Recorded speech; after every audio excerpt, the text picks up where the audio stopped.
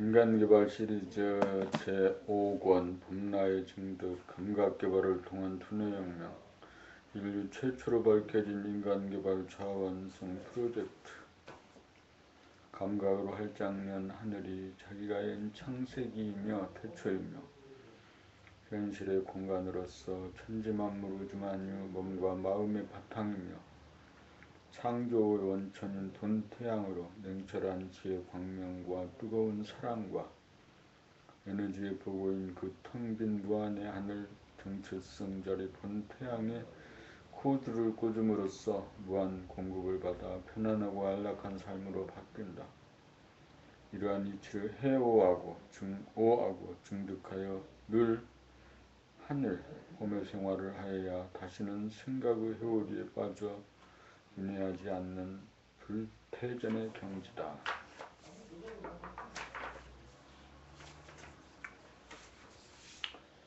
봄나의 증득.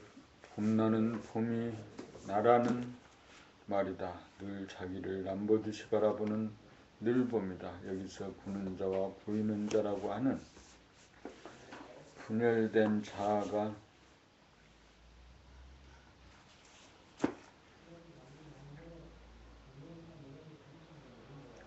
하나가 되어야 제로의 자리를 잡아 바라봄이 가능하고 늘 바라봄, 늘 봄이 되어 합일이다. 돌아봄 수행의 단계는 현재의 생각이 과거의 생각을 보고 현재의 생각이 미래의 생각을 보므로 현재, 과거, 미래라는 시간적인 분열에서 오는 자아의 분열 현상을 치유하기 위한 첫 번째 수행 단계이다. 그러므로 거기에는 보는 자와 보이는 자라고 하는 분열된 자아가 가상적으로 존재한다. 본격 돌아봄을 통해 분열된 자아가 합일이 되면 시간적, 공간적으로 하나의 자아가 되는 동시에 그 하나마저 사라져 시간이 없는 텅 빈 무한의 공간에 안주하여 무극, 극락을 수용하고 암흑, 음과 광명, 양이 공존하는 진리의 원형 태극을 보게 되고 음랑의 기운이 하나로 조화 통일되어 축소와 확대작용을 반복하면서 무궁하게 운행하여 천지만물 우주만유를 생성하고 유지하고 파괴하는 우주와 삶의 이치를 대각한다. 이렇게 되면 자네본유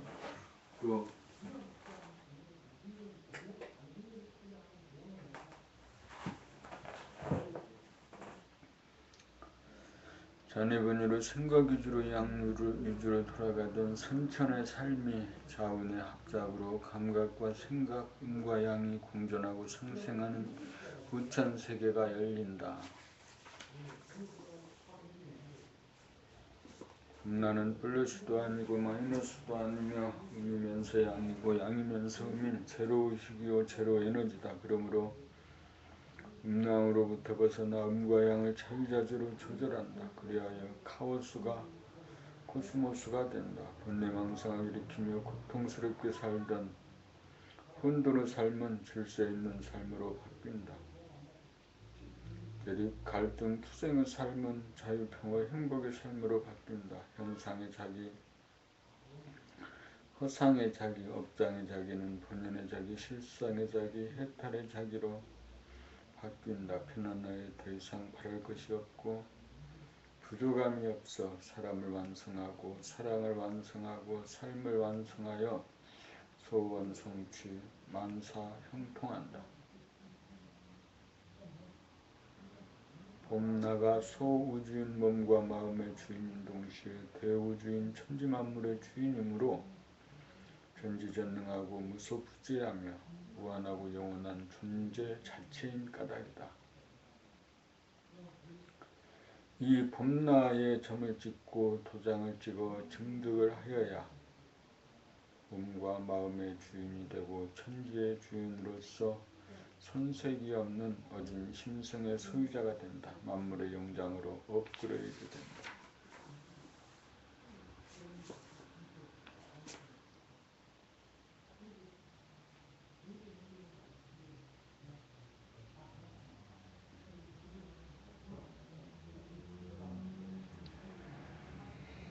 나와 남 어떤 옵션을 걸며 살 것인가. 소인과 대인, 음란쌈, 아부에 대하여 자존심, 시기, 질투심, 선악이 없는 도리,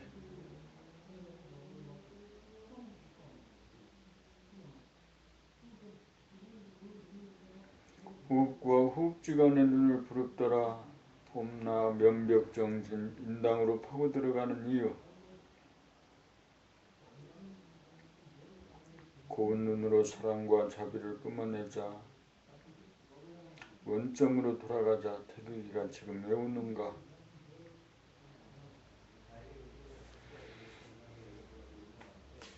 일체일탈과 공중불양. 왜 면벽정진을 하는가. 무명을 타파하여 자기를 볼 수 있는 눈을 뜨자. 자기점검을 통한 새로운 출발. 삼매연습.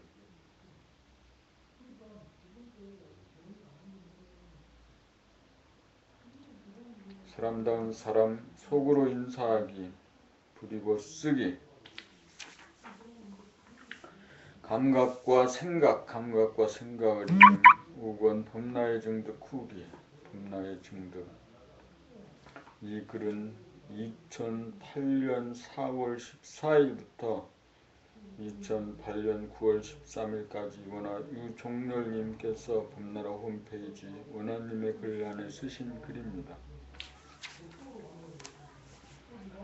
범일 범나라 건설의 길이란 무엇인가. 범나라 건설이란 생각량이 감각음을 이기는 선천세계를 감각음이 생각양을 이겨 몸의 정체성을 회복하는 동시에 나라고 하는 지도리를 세우고 칼날을 세워 주체성을 확립하여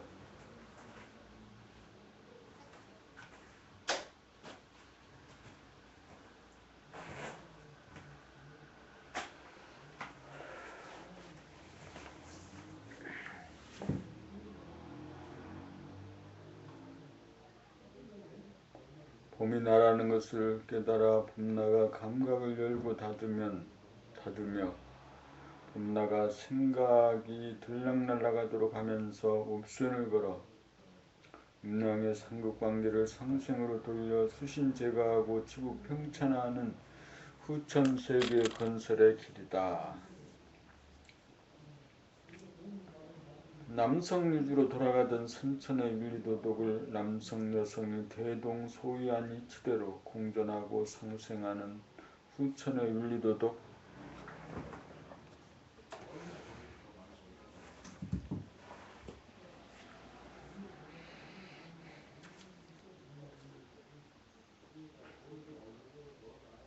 우주의 이치, 성리에 따라 남성과 여성 부부관계, 부모자식관계, 형제자매관계, 친구와 동료관계, 관은 상제의 문제, 국민과 국민과의 문제, 자연과 인간의 문제, 영과 육의 문제, 물질과 의식의 문제, 교육의 문제, 종교의 문제 등 사회 전반, 지구촌 전반의 인사 문제를 새롭게 조명하여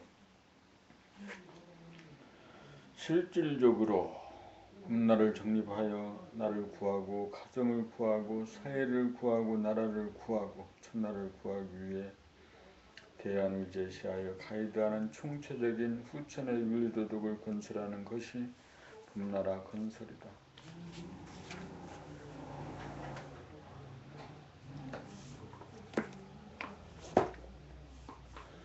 이제 몰라서 방황하고 헤매던 대다수 사람들에게 생각에 의거한 윤리도덕이 아니고 우주의 이치에 의거한 범나에 의거한 새로운 윤리도덕을 밝혀 길을 잃고 도탄에 빠져 헤매는 모든 인류를 구하는 일, 이것이 범나라 건설이다. 제1권 늘범의 생활, 제2권 나는 범이다 고로 존재한다. 제3권 나는 범의 힘으로 산다. 제4권 범나는 어떻게 삶을 창조하고 운행하는가. 여기까지 범나를 찾는 수행의 과정과 성리를 밝혀 내 기둥이 완전히 섰으나 대들보를 올려 상량식을 하여야 지붕을 덮고 한 채의 건물이 완성되는 이치로 제5권에서는 범나의 증득이 나올 차례다.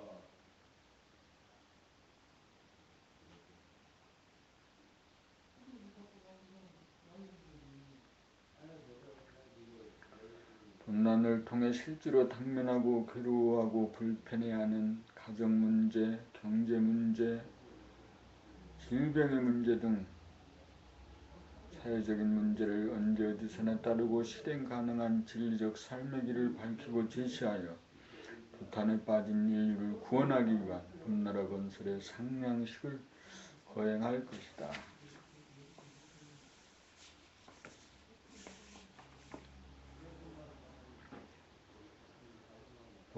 이 여성과 남성, 무극이 태극이요 태극에서 음양으로 벌어진다.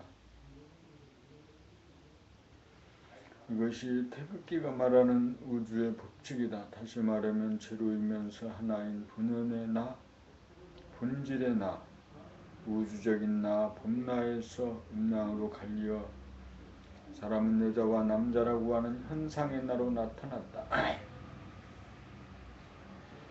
하나는 음도 아니고 양도 아니지만 음과 양을 내포한다. 그러므로 여자와 남자는 무천이다. 둘이면서 하나다. 다르면서 같다. 반반이다. 우주의 입법에 따라 가정을 이루려면 무천인 여자와 남자와 부부가 되면 일천인 자식이 나온다. 그러므로 우주가 그렇듯 가정이 이루어지기 위해서는 영과 일이 공존하여야 한다. 가정에 부부만 있고 자식이 없으면 우주의 섭리에 유반되어 올바른 가정이라고 보기 어렵다. 그렇게 되면 인류가 사라지고 말기 때문이다. 천지와 인간의 관계는 사람의 몸으로 말하면 머리와 몸, 천지의 관계와 같아서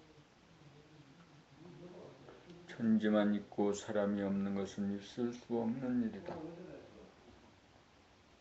여자이든 남자이든 본연의 나, 범나, 우주적인 나 본체 하나 자리에서 보면 남녀가 다르지 않고 같다.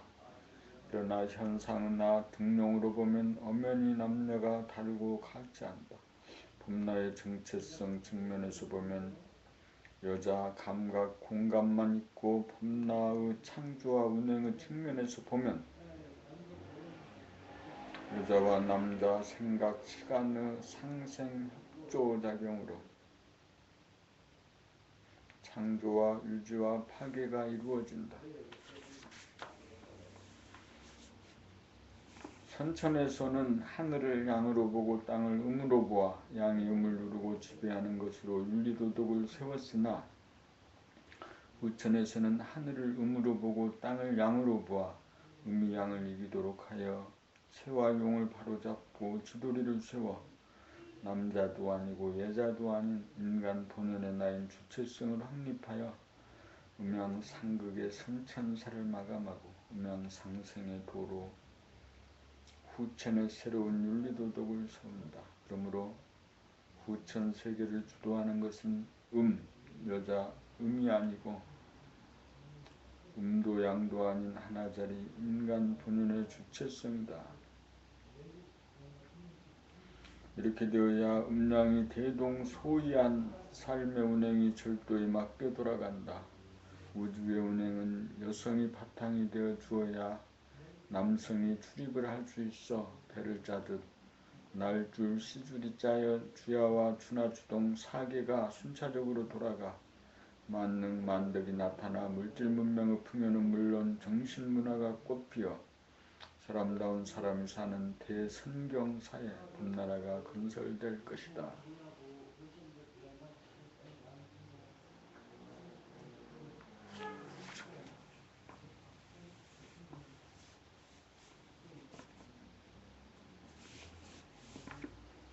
부부, 사람이라고 하는 하나에서 여성과 남성으로 두 몸이 갈려 나왔으므로 결혼을 통하여 하나로 합쳐야 자식이 생기고 비로소 가정이 성립한다.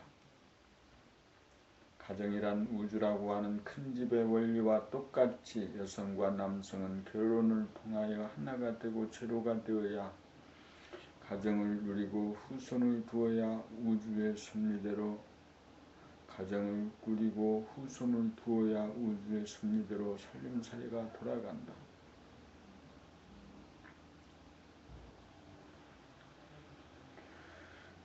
여성은 바탕이요 공간이라면 남성은 운행이요 시간이다. 우주가 공간과 시간의 상호작용으로 돌아가듯 가정도 여자와 남자의 상호관계로 돌아간다. 결혼의 결정권은 여성에게 있다. 여성은 수많은 남성 중 경제적으로나 영적으로나 자신을 끝까지 책임져주고 봉사하고 헌신함은 물론 자기를 제도해 줄 수 있는 상머슴을 골라야 한다. 그래야 팔자를 고친다. 어떤 남성을 남편으로 선택했느냐가 자기의 운명을 결정짓는 인생에서 가장 중대한 일이다. 여성은 누구를 막론하고 남편에게 가장 큰 영향을 받는다. 똑같은 여성이라도 장군의 부인이 되면 자기도 장군이 되고 장교의 부인이 되면 자기도 장교가 되고 하사관의 부인이 되면 자기도 하사관이 된다. 여성을 밭이라면 남성은 씨앗이다. 아무리 좋은 씨앗이라도 거기에 맞는 토양을 찾아 씨를 뿌려야 농사가 잘 되는 것과 같다. 그러나 결정권이 여성에게 있고 남성은 자기가 좋아하는 여성에 있어서는 수많은 후보생 중에 하나에 지나지 않는다. 여성으로부터 받아들여지지 않으면 절대로 결혼이 성사되지 않는다. 남성이 여성에게 프로포즈하여 허락이 떨어지고 받아들여졌다는 것은 일생일대의 영광이고 인생 최대의 은인을 만난 셈이다.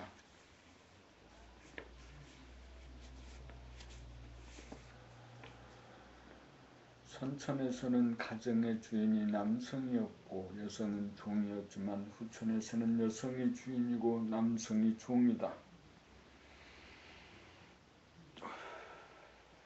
남성이 여성으로부터 선택을 받았다는 그 한 가지 사실만으로도 아내를 은인으로 생각하고 주인으로 생각하여 충성을 다하고 보호하고 헌신하여 분고세신 자기의 도리와 의무를 다하여야 한다.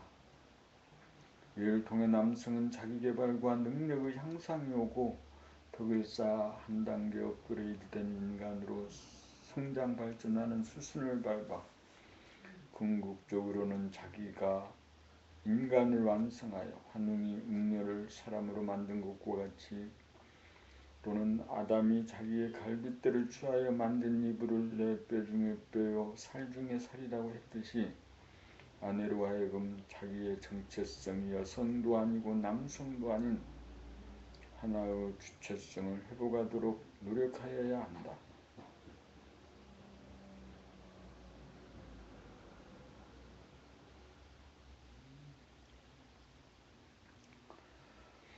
그러므로 남편은 아내에게 무한 책임사원이다. 아내는 남편이 도달한 의식의 수준에 맞추어지기 때문이다. 아내는 남편이 하는 만큼 되어지는 존재이기 때문이다.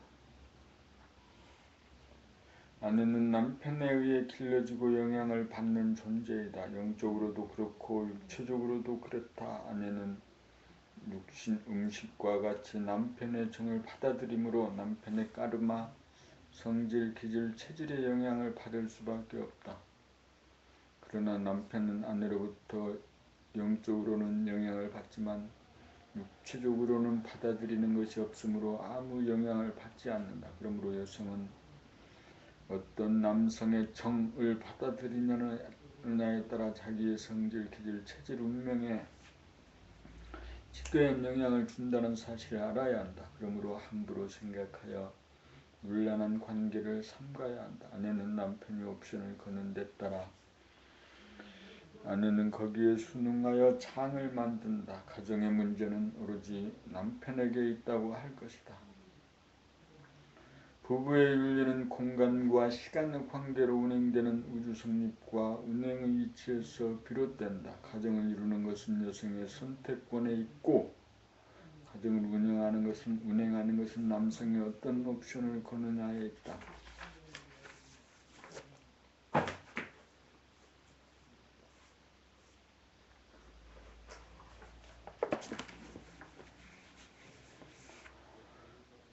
범사 부모와 자식, 여성이 남성을 선택하여 남편을 삼으면 가정이 성립한다.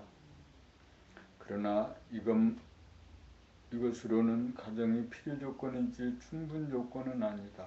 두 사람이 육체적으로 결합을 하여 자식이 태어나야 우주의 원리와 같이 제로와 일이 성립되어 가정이 운행된다. 제로란 부부 사이가 무천이며 일이란 부모와 자식 사이가 일촌이기 때문이다. 부모가 자식을 낳는 까닭은 자손만대에 걸쳐 그중 한 사람이라도 인간 완성에 성공하는 자가 나오도록 하기 위한 대우주의 섭리에 따르는 행동이다. 부모의 DNA로 잉태된 아기의 몸은 인간 완성을 위해 없어서는 안 될 도구로서 태어날 아기의 영혼이 사는 집이다.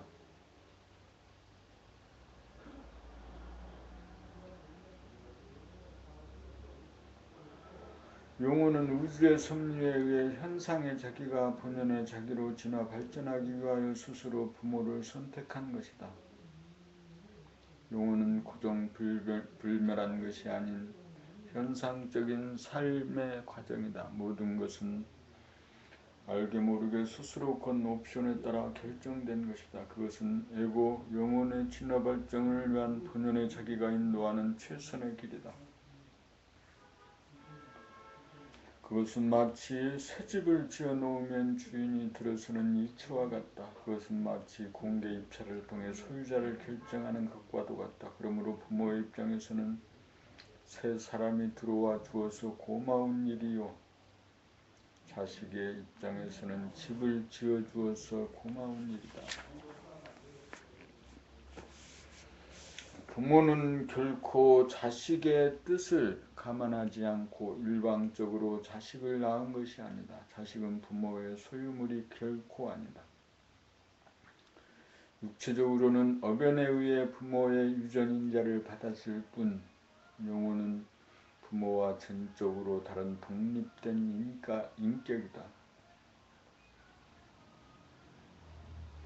부모와 자식의 관계는 처음부터 상생의 관계요 피치 못할 숙명의 관계다. 그러므로 부모는 그것이 고마워 성인이 될 때까지 양육의 책임을 지고 애지중지 정성을 다한다. 그 책임은 오로지 자식이 성인이 되기 전까지다. 마찬가지로 자식 역시 그 기간을 통하여 재롱을 부리고 어리광을 부리면서 부모의 은혜를 다 갚아 마친다. 더 이상 자식에 대한 의무도 없고 자식 또한 부모의 효도하고 봉양할 책무 따위는 없다. 무거운 짐은 여기서 끝나야 한다. 이 말은 심리적인 부담이나 의무감으로부터 벗어나야 한다는 말이다. 그러한 가운데 자연스럽게 인정을 베풀고 자발적으로 우러나오가는 인륜의 전까지 막는다는 말은 결코 아니다. 무조건 도와주는 것만이 능사가 아니라는 말이다. 도와주고 신경 쓰는 것이 오히려 자식이나 부모의 자발성과 독립성을 저해하는 경우가 많으므로 선을 긋고 원칙을 정하는 것은 우주의 섭리가 그러하기 때문이다. 가정이나 우주의 섭리는 부부가 결합하여 자식을 낳기를 뿐 아니라 더욱 중요한 것은 자기의 업장을 소멸하여 본연의 자기의 정체성과 주체성을 확립하여 자아를 완성하여야 하는 일이 남아있기 때문이다.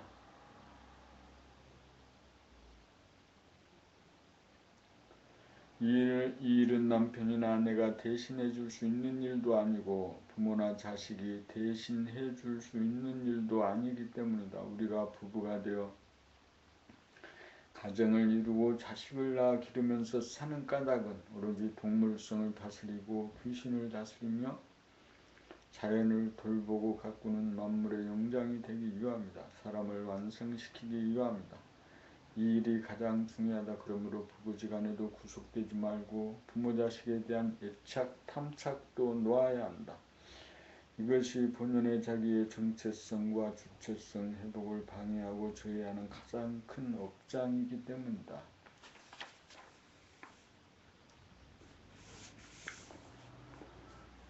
남편도 남이요, 아내도 남이요, 부모도 남이요, 자식도 남이다.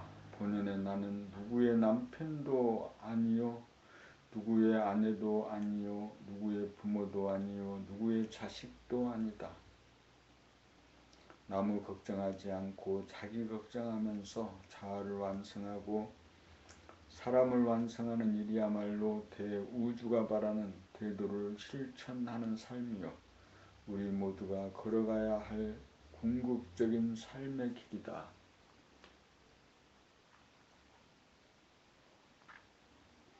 부모 동기간의 우애. 한 부모 밑에서 태어난 동기간이 형제 자매다. 부모와 자식들이 모여 가족이 되고 일가 친척이 되고 부족이 되고 민족이 되었고 전체 인류가 되었다.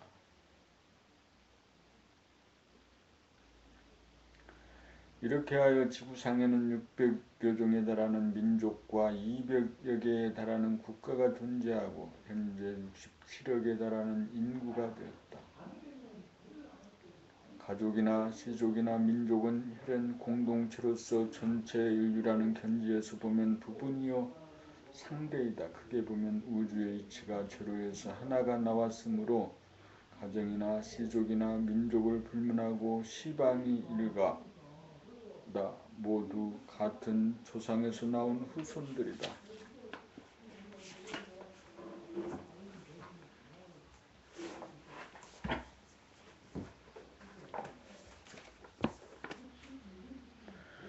그러므로 우리는 가족이나 시족이나 민족이라고 하는 고집이나 고정관념을 피우고 동기간의 우애가 있으라는 전통적인 도덕관념으로부터도 벗어나 그 모든 것을 벗어나고 포함하는 본연의 자기 정체성과 주체성을 회복하고 확립하여 생각이나 육체나 물질을 초월하여 만물의 영장다운 영적인 존재로서 정신을 개백하여 모두를 자기의 동기로 보고 대하는 옵션을 걸어 자기 가족의 국한을 벗어나 불편부당하고 평등한 대아적인 우애를 실천하여야 한다.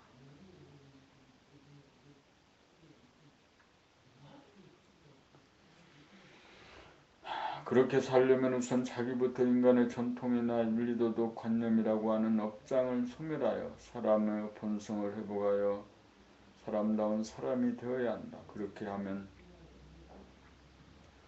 동기들에게 잘 하여야 한다는 도덕률로부터도 자유로울 뿐만 아니라 무거운 짐을 벗고 오로지 자아 탐구를 통한 길로 매진하여 업장을 소멸하고 자유와 평화와 행복의 삶, 인간다운 삶, 사람을 공경하고 자연과 만물을 돌보고 가꾸고 다스리는 만물의 영장으로서 우주의 섭리를 완성한 것이다.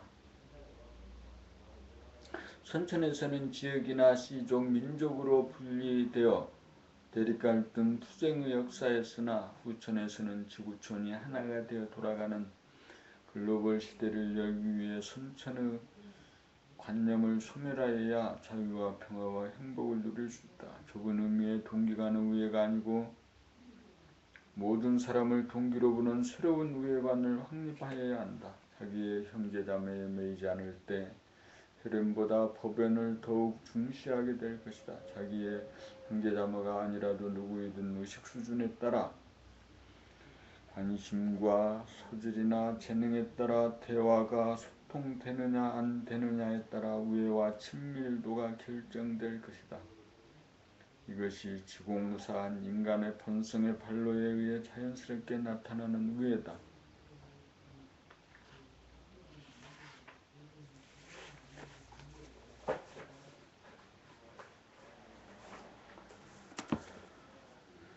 법육 의식 수준의 정도에 따라 재편되는 후천의 윤리. 선천의 윤리는 육체의 본유로 일가 친척이라면 학렬을 유주로 남남일 경우는 나이를 기준으로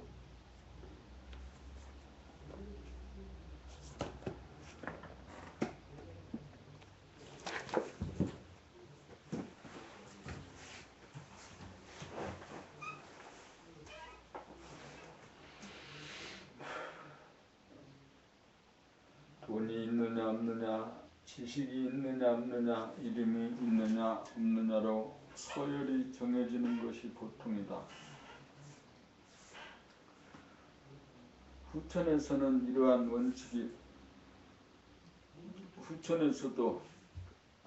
이러한 원칙이 형식상으로는 존속하지만 점차 인간의 의식이 본연의 자기를 회복한 정도, 의식 수준, 영적 성숙도에 따라 실질적인 서열이 정해지기 마련이다.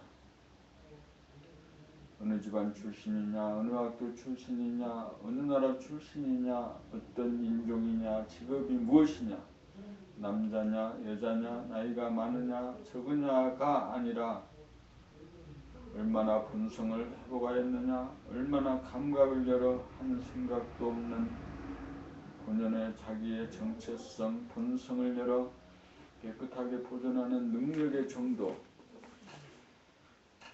그리고 일심의 지도를 세우고 주체적으로 옥선을 걸어 흐트러지는 몸과 마음을 모으고 다스리는 능력이 어느 정도냐, 말 한마디에 천냥빚을 갚을 수 있는 지혜의 정도, 자유, 평화, 행복을 누리는 능력의 정도, 얼마나 깊으냐, 얼마나 넓으냐, 얼마나 밝으냐, 얼마나 뜨거운가, 얼마나 잡아돌리는 능력이 있느냐, 한마디로 만물의 영장답게 삶을 창조하고 운행하는 능력의 정도에 따라 실질적인 서열이 결정될 것이다. 육체 본유, 물질 본유, 권력 본유로 이루어지던 선천의 윤리는 형식으로 남고 후천에서는 영성의 진화 정도에 따라 실질적인 서열이 결정될 것이다.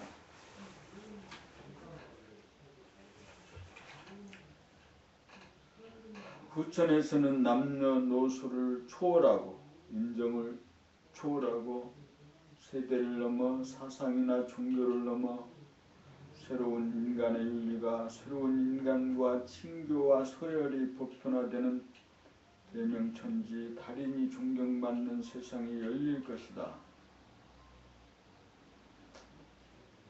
나이가 많다는 이유로는 더 이상 존경받지 못하는 세상이 물밀듯이 온다. 나이가 많다고 어른이 아니다. 나이가 많든 적든 사람다운 사람이 어른으로 존경받는 세상이 물밀듯이 오고 있다. 보기만 해도 듣기만 해도 어떤 사람인지 알아보는 밝은 세상이 오고 있다. 전통이나 윤리도덕의 틀을 벗어나고 권위주의의 때를 벗어나고 사상이나 종교 종파로부터 벗어나고 물질의 즐거움으로부터 벗어나고 선악시비 생사로부터 벗어나야 바른 사람이요 비운 사람이요 된 사람이요 어리요 어르신이다.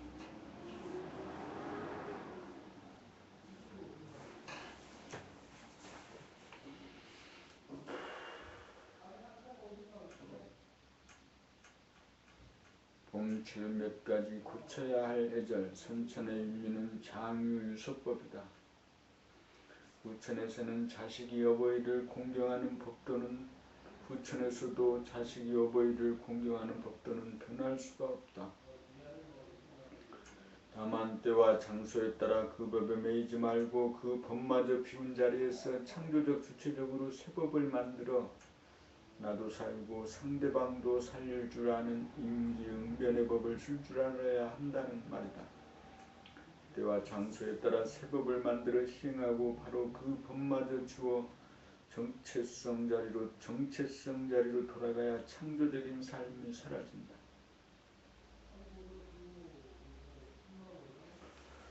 우리는 한 생각의 노예가 아니고 한 생각을 방출하고 해소하는 한 생각의 주인이고 누리의 주인이기에 한 법에도 매여서는 안 된다. 기존의 모든 애절을 몽땅 비우고 지워야